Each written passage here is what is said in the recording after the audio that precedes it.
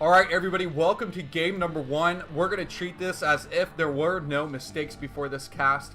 Coming into this, I welcome you to the Man vs. Machine tour. I am BisuDagger. Thank you guys for being able to watch this. For those of you who are just listening to my voice without any video earlier, now you can actually see what's going on. We've got our fastest settings. Our placements are set.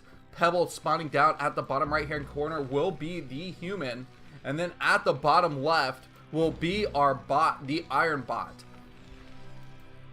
And this is going to be spawning on Fighting Spirit here. I actually didn't check to see if there were other maps, but probably Fighting Spirit is going to be the go-to map inside of this tour. Alright, thank you everybody for joining. Let me give a little bit of a shout out to the sponsors one more time as we try and get through this early game here. And we have one main sponsor really, which is Star Apple, and they're an IT recruitment center from the Netherlands. Oh, the biggest one in fact. And you know, if you really have those IT skills and need to get them employed somewhere, because you know you need to make that money, go ahead and go to Star Apple. You know, if LeaderBot tells you that Star Apple is the place to go to, then you better believe him too. This man's been part of the AI development scene for a really long time. Who is responsible also for acquiring sponsorship and making this tournament happen. So just a really big shout out to him. We also have the other bot in here, Crazy O, who actually I don't think we have any of his games today. It's I think going to be all LeaderBot and IronBot today that we will be casting. So yeah, this is day number 1, and it's a double elimination bracket. And while we're not going to cast every game from the bracket, LeaderBot has really lined up some solid games for us to show off today. So we're going to get through 4 of those today.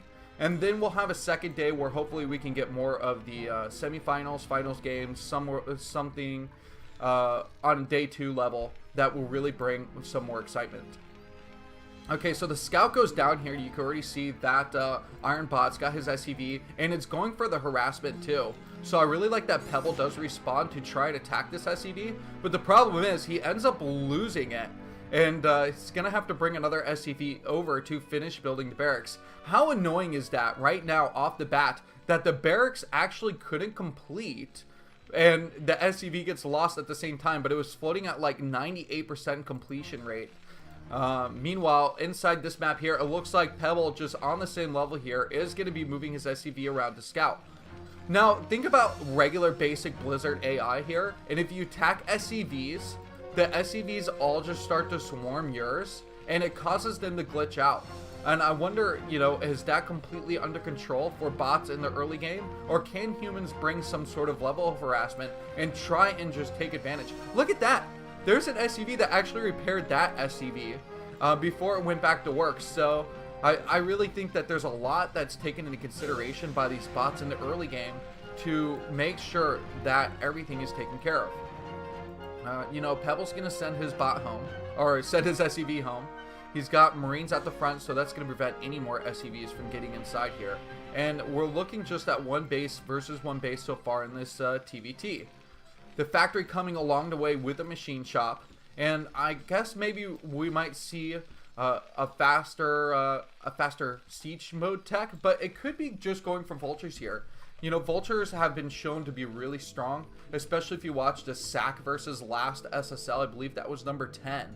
A really exciting SSL where those 2 players in the TVT finals were like, oh man, the TVT, it's gonna be boring. No, like the last 3 games were just all vulture versus vulture wars here.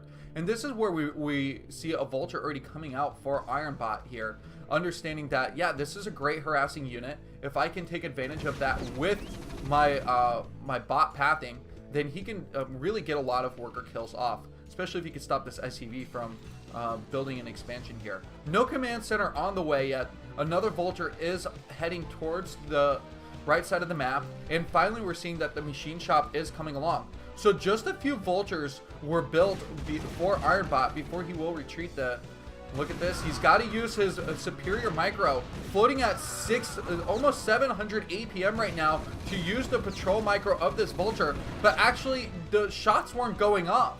You would think that there would be 100% effectiveness with that Vulture, but floating at really high APM, I don't know if this is one of those moments where LeaderBot was telling me when the APM is too high that it actually becomes less efficient for the attacks. But Pebble doing a great job himself with just a couple Marines and a Vulture to pick off units and be aggressive on his own right. And already setting the barracks across the map, there's no real unit that can keep that barracks from floating out and getting the proper information he needs by scouting with that floating building. Another SCV is coming out, and what's the game plan for IronBot here as he goes across the map? Is this SCV just an exploratory SCV saying, hey, I need to check in at additional bases, don't want to get any of those ninja expansions missed out on so he can attack? No, not so much. I think this is maybe part of just his early game strategy where he expects to have SCVs to repair his mech units as they try and be aggressive to the right side of the map.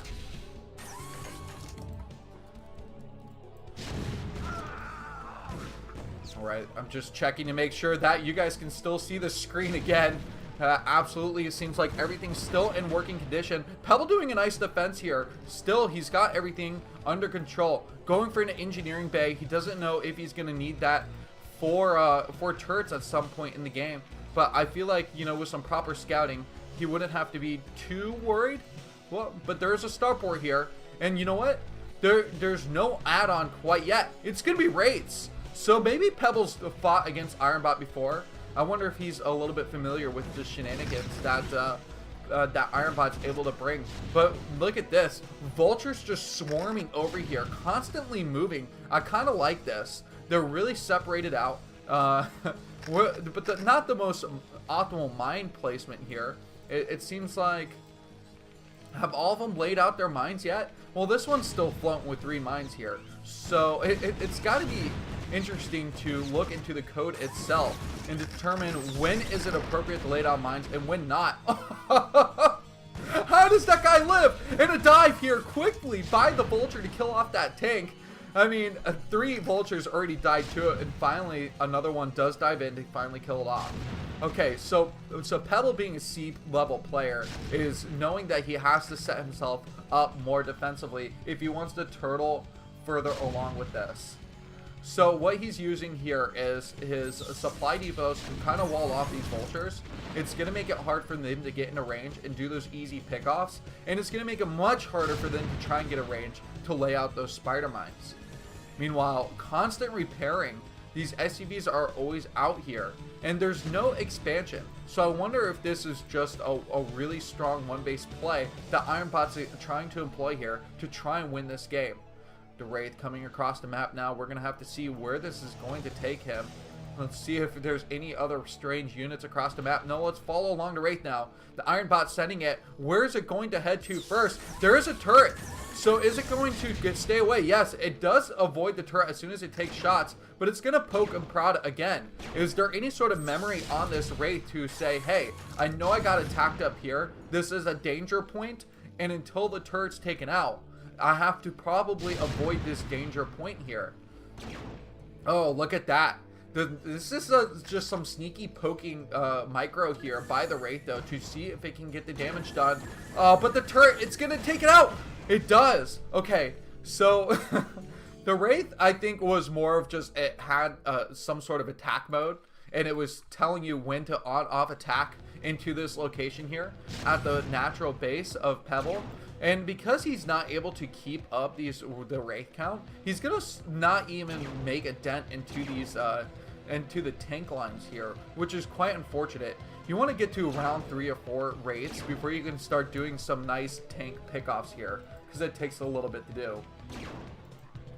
Another turret coming up right now, and you know what, Pebble's got some pretty good economy going on right now. 2 command centers right now. He's got a main and natural, and he's got the additional gas too. Meanwhile, it's just a swarm of Vultures over here and SCVs. It's like you're looking at a Bioforce here, where you've got a certain amount of medics supplementing Marines. And when are these guys gonna move in? Just now, we're seeing that this is the dive in. The Vultures once again trying to take on 3 tanks, but tanks are imba, so they will keep the Vultures at bay again. You know, no mines coming down, and this tank is actually out of range of this turret here for defense. So this Wraith might actually end up getting the tank if it just stayed there to attack. But it attacks in, and then it moves back. Attacks in, moves back. Just constant micro. And look at this. Now we're floating at 1,720 APM. God, this is getting really high.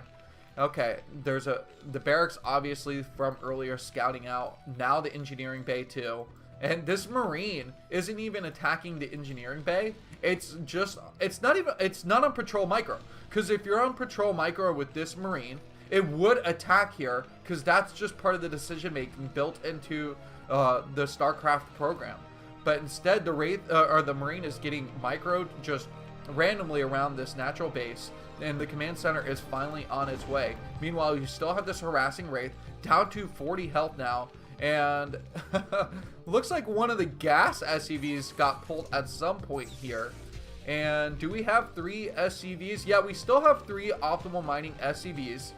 At 29 SCVs actually.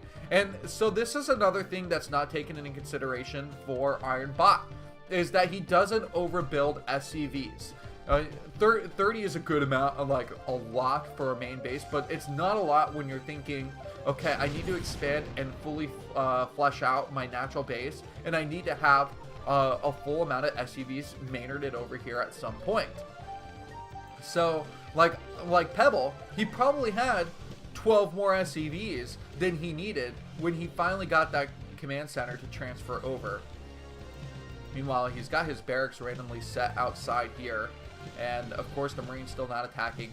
SCVs transferred pretty efficiently. I like that. It didn't look like they all clumped on one mineral patch. They evenly spread out, so at least they transfer spread very nicely. And he's got still quite a bit of SCVs mining pretty heavily over here. Okay, so the army count is pretty low. We're seeing 10 vultures and 3 wraiths. Meanwhile, look at this. 10 tanks. 10 with the +1 attack. I don't even think, yeah, there's no attack upgrades for this. And now the vultures are, oh no! Oh no, the carnage. So many vultures getting taken out. The wraith getting eliminated too. And you know what we're seeing here is what LeaderBot informed me of is this containment strategy. And the containment strategy that's employed here is spider mines and vultures just trying to prevent anything from leaving this bridge, using the fighting spirit terrain to his advantage in this TVT. You know, that's why the vultures are just swarming over in this location here. The problem is it's a really soft contained strategy because there are no tanks employed here. It's just all vultures with a nice amount of spider mines here. I think that we're gonna need to see, yeah, the Comsat station is on the way. That's what I'm coming to check right now. There's no moving out from Pebble until we see those Comsat stations finish up, because he doesn't want to lose that tank how he just lost it. Tanks are way more expensive to lose than, let's say, in like PvT, where you can just drive zealots across the map and try and get as many as possible. There's actually no fair trade unit in TvT that you can do to swipe up as many spider mines as possible. I do like this though. So the Science Vessel tech is out too. Just up to 1 Science Vessel. That's another important unit that he would need to do the mine clearing. I think Goliaths, maybe as far as mech units go, are the most efficient, because you can't use vultures. Vultures being hover units will just kind of glide over those spider mines. So this is a huge tank push forward. I like this timing attack. He's got the +1 advantage. He's got 12 siege tanks, and you know, the IronBot army is just completely lacking here. No amount of 2000 APM micro is going to help him stay alive against this push at this point. Which is another good argument for people who are saying that, well, with infinite APM, how could you lose any game? Well, yeah, there's sprite limits in StarCraft 1. There's APM limits in StarCraft 1. And really, you can also over micro a unit. You really can. And so you gotta have finesse coding when it comes to dealing with these units. So the push is finally here, knocking on the front door. We've got a lot of tanks coming towards the natural base. And it looks like we're going to see Pebble, who has 105 supply, to BisuDagger 69, just break down this base. Now let's see if there's like an intelligent GG. Because IronBot is definitely being overwhelmed at this point. Loses that command center. You still see the Wraith AI. This Wraith AI just cracks me up. Just because it's like, here I am. No, I'm not. Here I am. Constantly attacking back and forth here as he finally does pull himself away.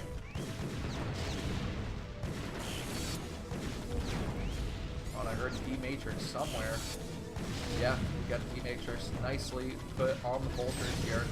Did he D-Matrix one of his opponent's vultures? Did he really just do that? Oh, Pebble, you are amazing. Pebble and I believe the other player that we'll be playing today is D&H, known as Darknet Hunter, if you didn't know. Two guys that I really enjoy from the StarCraft scene, so it is a blast to see them playing against these bots. Alright, well, I believe that this is just going to be clearing up these buildings here, and that you guys want to see the next game, since there will be no GG timing. This is actually, like, not just fantasy GG, but, like, this is bot level GG timing.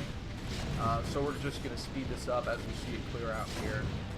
And the Pebble actually already taking third base at the top right. So very intelligent for him.